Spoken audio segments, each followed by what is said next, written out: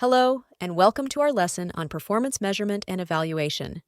This segment will cover problems of measurement and evaluation in supply chain. The measurement and evaluation of performance, covering procurement, logistics, and overall firm performance, generally have had certain limitations, difficulties, and problems.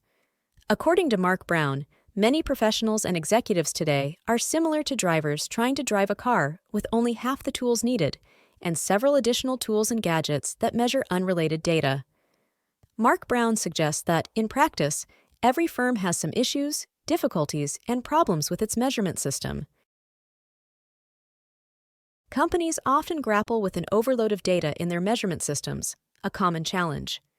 Moreover, the data that supervisors, personnel, or managers often focus on is frequently incorrect, posing a significant issue. In practice, there is a risk of overlap between the measures used by different functional areas. To streamline monitoring efforts, workers should concentrate on a select dozen measures, with a particular emphasis on the most critical half.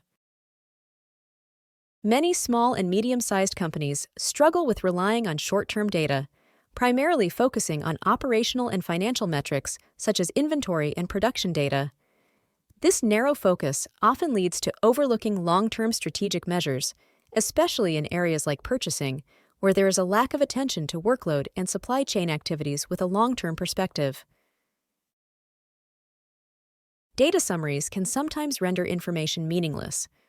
A weekly supplier quality statistic, for instance, might lack crucial details such as the types of faults, associated costs, and the supplier's quality performance over time. This lack of granularity can hinder a supply supervisor's ability to understand and address essential causes of quality issues.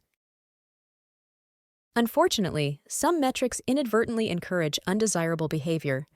For instance, if buyers are evaluated based on the quantity of purchase orders, POs, generated, they may distribute orders among suppliers to maximize the number of POs, as measuring intellectual work is challenging. Companies, however, continue to seek measurable factors, even if they may not always be the most relevant ones. Measuring behavior poses a challenge as it doesn't always guarantee the achievement of anticipated objectives. While tracking the purchase volume within corporate-wide agreements is common, a more effective measure focuses on quantifying the overall savings resulting from the utilization of such agreements. This is the end of this segment of our lesson. In the next segment, we shall discuss procurement and supply chain performance measurement and classification. This course is presented to you by South Europe College. Thank you for listening, and see you on our next segment.